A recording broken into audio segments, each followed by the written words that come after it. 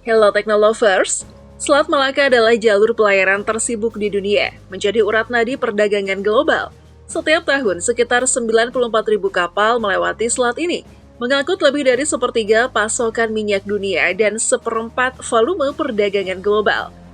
Menariknya, sebagian besar kapal memilih untuk bersandar di Singapura, negara kecil yang berkembang pesat dan menjadi negara maju dalam waktu singkat. Namun setelah Indonesia bergabung dengan BRICS, ekonomi Singapura yang sangat bergantung pada Selat Malaka mulai terancam. Kenapa bisa begitu? Penasaran? Yuk kita bahas lebih lanjut. Selat Malaka adalah jalur sempit sepanjang sekitar 900 km antara Semenanjung Malaya dan Pulau Sumatera. Jalur ini sangat strategis dalam perdagangan dan keamanan global.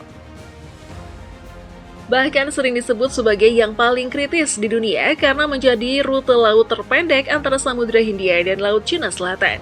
Selat Malaka juga menjadi jalur utama transportasi minyak ke ekonomi besar Asia Timur seperti Cina, Jepang, dan Korea Selatan. Setiap tahunnya, sekitar 94.000 kapal melewati selat ini dan hampir sepertiga pasokan minyak dunia mengalir melalui rute ini, menjadikannya salah satu jalur pelayaran paling penting. Bagi Jepang, lebih dari 80% impor minyaknya melewati Selat Malaka, sementara Cina mengandalkan jalur ini untuk sekitar 60% dari total pasokan minyak impor mereka. Selain itu, sekitar 25% dari perdagangan global juga melewati selat ini, menjadikannya kunci bagi negara yang mengontrolnya dalam perekonomian dunia. Meskipun Indonesia seharusnya bisa memanfaatkan keuntungan besar dari Selat Malaka. Kenyataannya, meski negara besar, Indonesia masih kalah bersaing dengan Singapura. Dengan mayoritas kapal lebih memilih bersandar di Singapura. Jika ada yang berpikir Indonesia membiarkan Singapura menguasai Selat Malaka, itu keliru. Dalam kompetisi untuk menarik kapal bersandar, Singapura didukung oleh kekuatan besar dalam ekonomi dan teknologi, infrastruktur canggih, dan dukungan finansial yang kuat memungkinkan Singapura membangun pelabuhan dengan kapasitas 60 juta TEU pada 2040.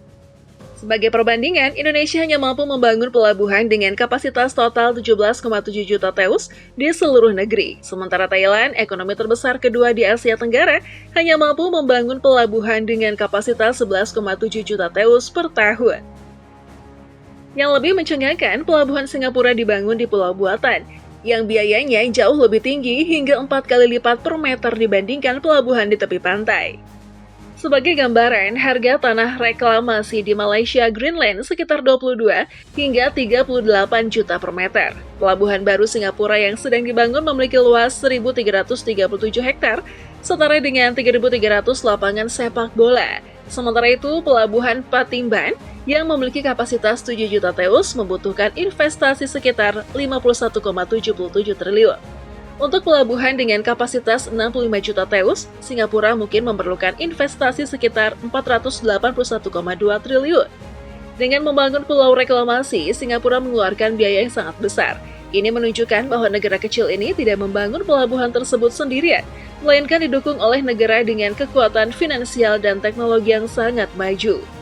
Untuk bersaing, Indonesia perlu mengikuti langkah serupa, menghadapi Singapura yang memiliki dukungan kuat dari negara dengan finansial dan teknologi tinggi. Indonesia harus mencari mitra dengan kekuatan finansial dan teknologi mumpuni. Keuntungan besar muncul dengan Indonesia bergabung dalam BRICS, membuka peluang untuk bersaing ketat dengan Singapura, bahkan mengalahkan dominasi mereka di Selat Malaka.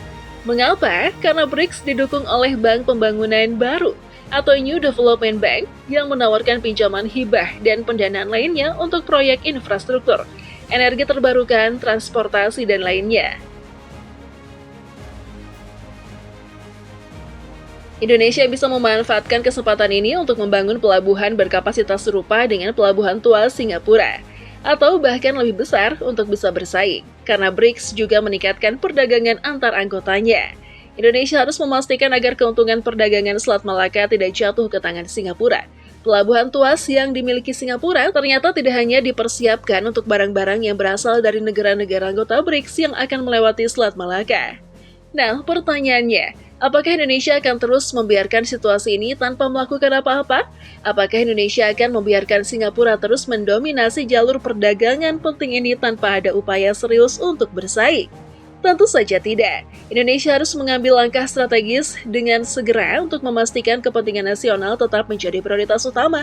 Salah satu cara yang bisa ditempuh adalah dengan memanfaatkan dukungan dari New Development Bank yang dimiliki oleh BRICS untuk membangun pelabuhan bertaraf internasional yang setara, atau bahkan lebih baik daripada pelabuhan tua Singapura. Ini adalah langkah yang penting agar Indonesia bisa bersaing secara sehat dan efektif di pasar global.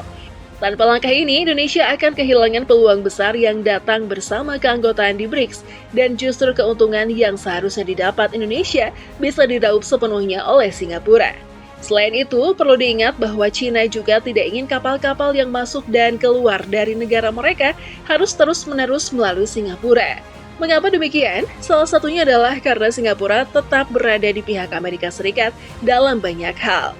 Dan secara historis, negara ini telah berfungsi sebagai pangkalan Amerika Serikat di Asia Tenggara. Ini bukan sekedar kebetulan atau kebijakan yang tidak terencana.